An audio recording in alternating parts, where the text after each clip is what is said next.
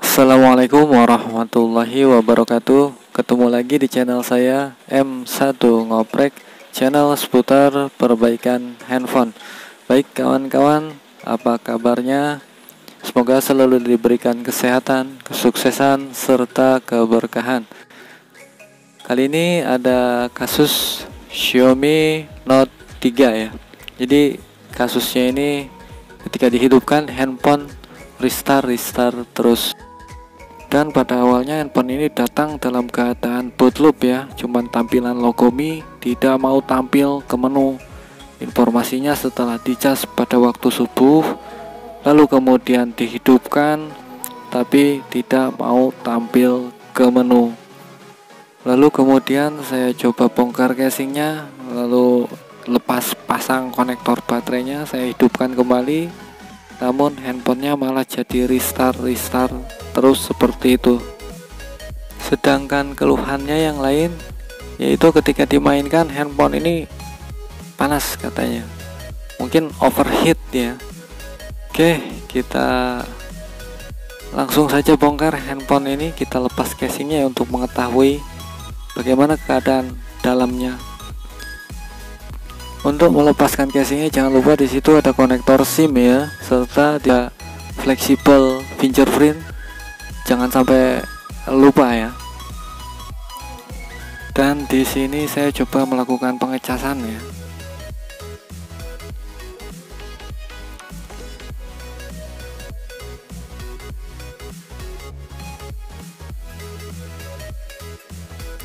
Kita tunggu beberapa saat, namun saya cas pun sama ya, dia restart juga, tidak mau menunjukkan tanda pengisian atau notifikasi baterai mengisi atau gambar petirnya itu.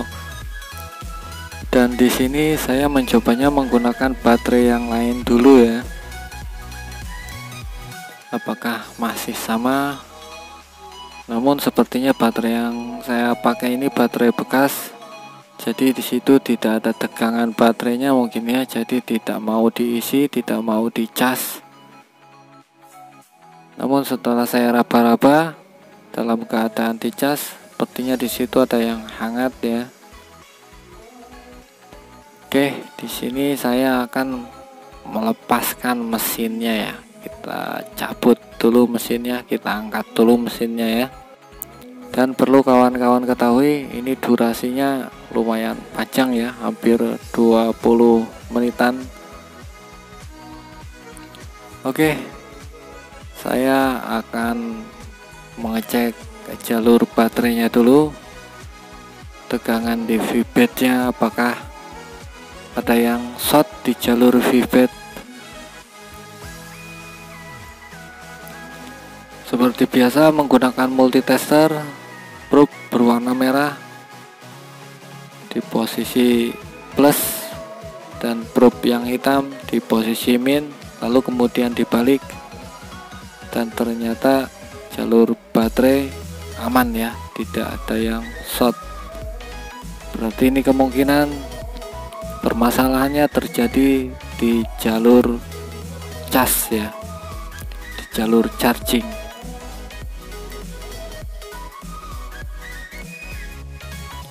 Dan di sini saya coba mengetahui jalur cas papan bawah ya, port bagian bawah.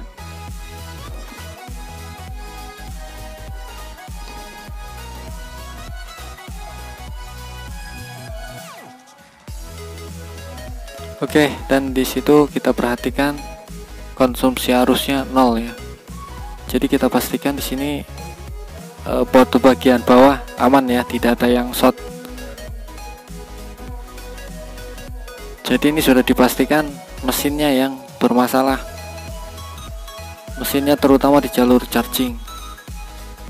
Dan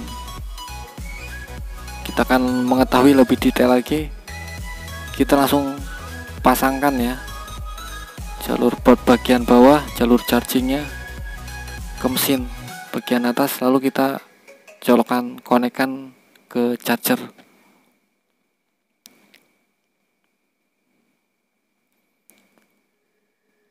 Dan di situ coba saya raba-raba ya. Dan di bagian jari tengah itu yang saya tunjuk menggunakan jari tengah, di situ terasa hangat ya. Hangat-hangat kuku. Dan itu mulai terasa panas. Panasnya jadi bertahap ya, hangat, lalu kemudian panas seperti itu.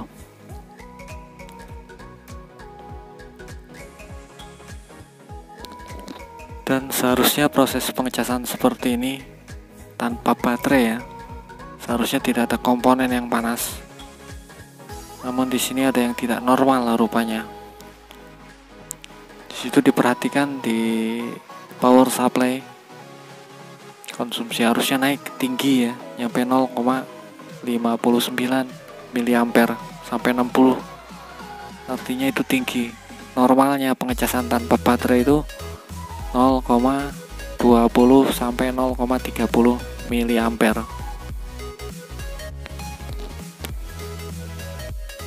Oke, lanjut ya. Di sini saya menggunakan flux rosin ya untuk mengetahui lebih detail komponen mana yang akan kita jadikan tersangkanya nanti.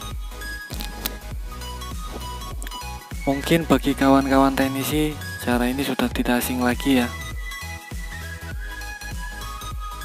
Untuk mengetahui komponen yang short menggunakan flux rosin, caranya seperti itu.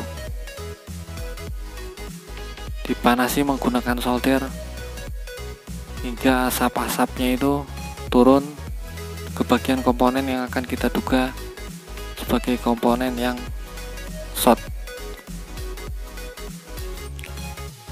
Dengan cara ini kita akan mengetahui lebih spesifik bagian mana yang ternyata itu adalah tersangkanya nanti.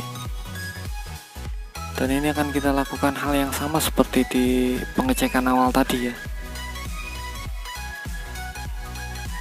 Kita sambungkan ke mesin atas dengan port bawah bagian chargernya, lalu kita colokkan casnya dan akan kita tunggu beberapa saat.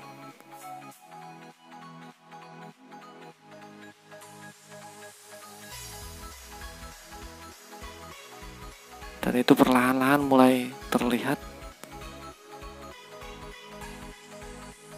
Dan itulah yang menjadi tersangkanya.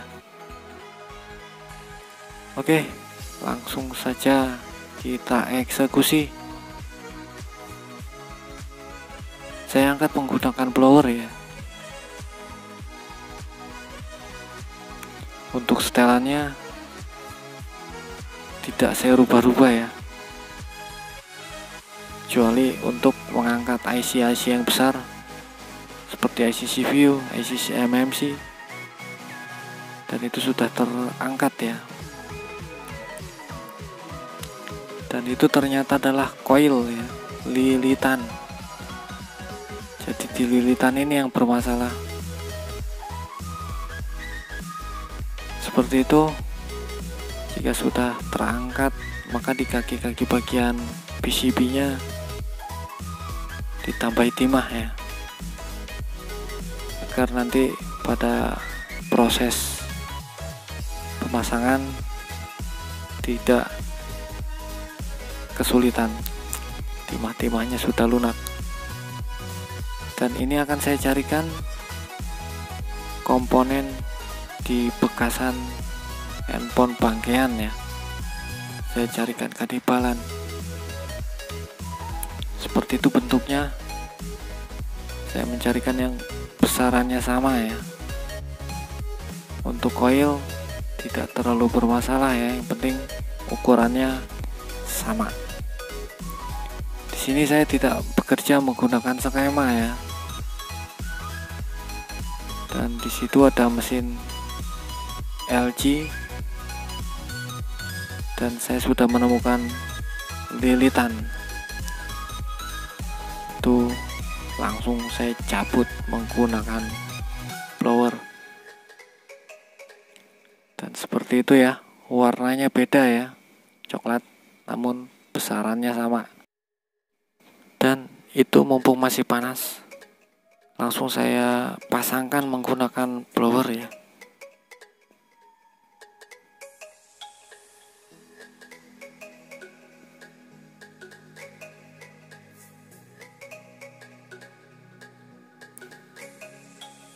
Oke, sudah menempel ya.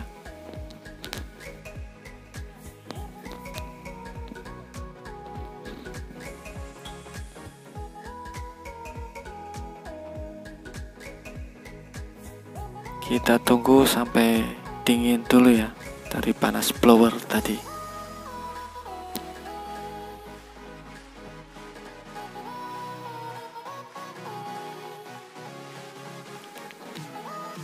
Oke, baik. Sebelum kita mencobanya, di sini saya akan mengecek tegangan di jalur baterainya dulu ya. Dan oke, di situ tegangan baterainya aman ya, tidak terjadi short. Ini saya bersihkan dulu ya menggunakan sikat, campur minyak kayu putih atau thinner apalah, lalu dikeringkan gunakan tisu ya.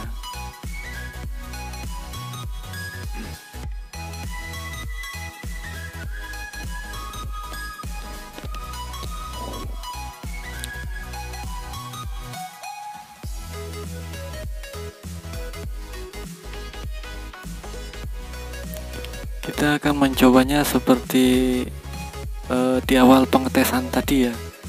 Kita colokkan charger dan kita akan lihat konsumsi arusnya apakah masih tinggi, apakah masih sampai 0,60 mA,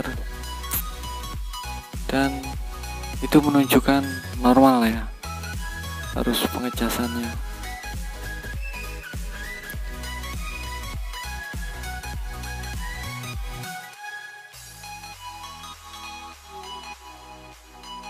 Ini akan saya mencoba ya menggunakan baterai, lalu kita akan colokkan menggunakan cas. Dan coba saya pasangkan dulu mesinnya.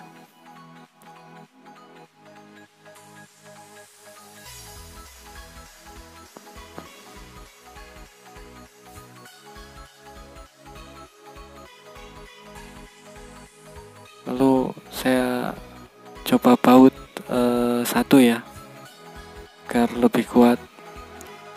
Oh, kita pasangkan satu lagi hanya untuk sekedar mencoba. Di situ saya belum memasangkan kameranya ya.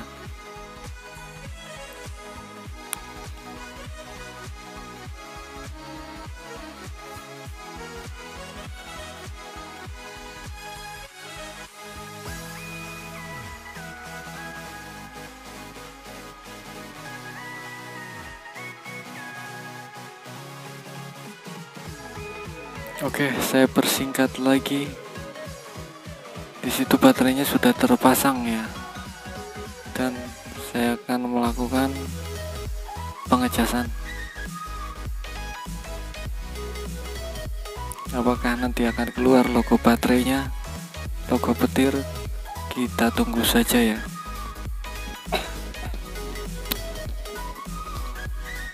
Dan alhamdulillah ya, di situ muncul logonya, sudah muncul logo petirnya. Lalu coba kita hidupkan ya, apakah dia mau muncul sampai ke menu atau masih sama seperti awal handphone ini datang.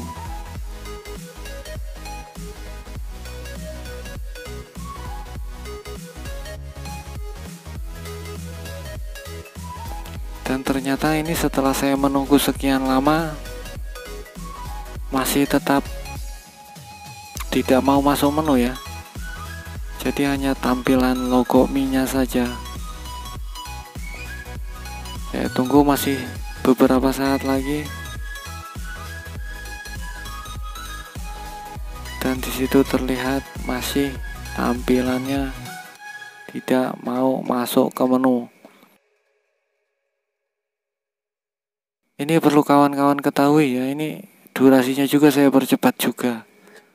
Jadi kurang lebih hampir 3-5 menitan ini. Jadi kondisinya sama ketika pada awal handphone ini datang ke saya ya.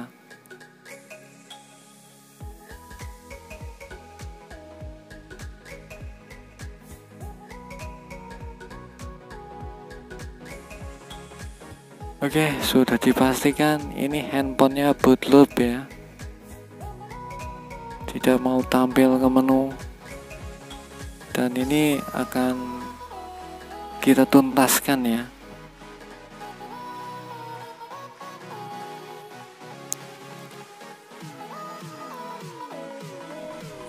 Oke, di sini saya akan melakukan hard reset dulu ya.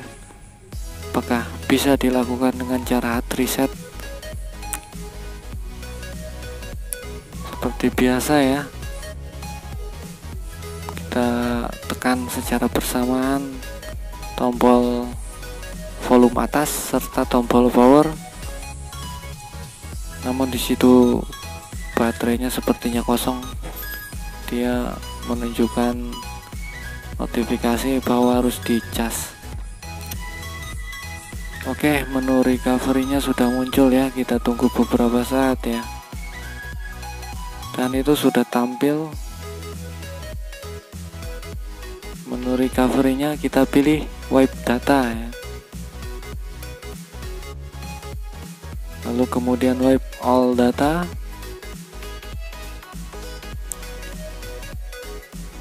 Untuk memilihnya menggunakan tombol volume atas atau tombol volume bawah ya. Untuk konfirmasi tekan tombol power. Sampai di sini kita menunggu lagi ya. Oke, back to main menu. Reboot. Oke, kita reboot saja ya.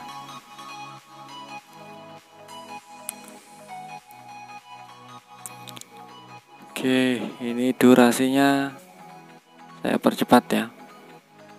Kasihan buang-buang kuota. Dan seperti di awal lah, alhamdulillah itu sudah mau ya. Dan di sini masih menegangkan juga ya, apakah masih ada problem lainnya. Mudah-mudahan tidak ada akun MiCloud-nya ya. Mudah-mudahan akun MiCloud-nya kosong. Oke, tadi hanya sekedar mencoba ya, dan sekarang kita pasangkan semuanya, kamera-kameranya dipasangkan, berikut semuanya itu udah saya rapikan juga, baut-bautnya saya tempelkan, dan itu durasinya dipercepat juga. Perlu teman-teman ketahui, untuk melakukan seperti ini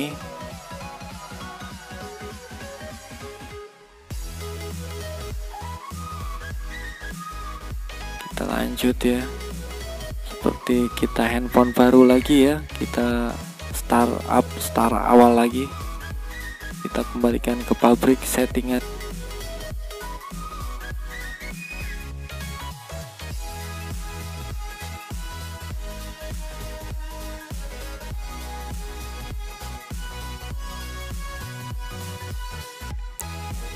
Dan alhamdulillah ya, di situ akun MiCloud-nya kosong. Jadi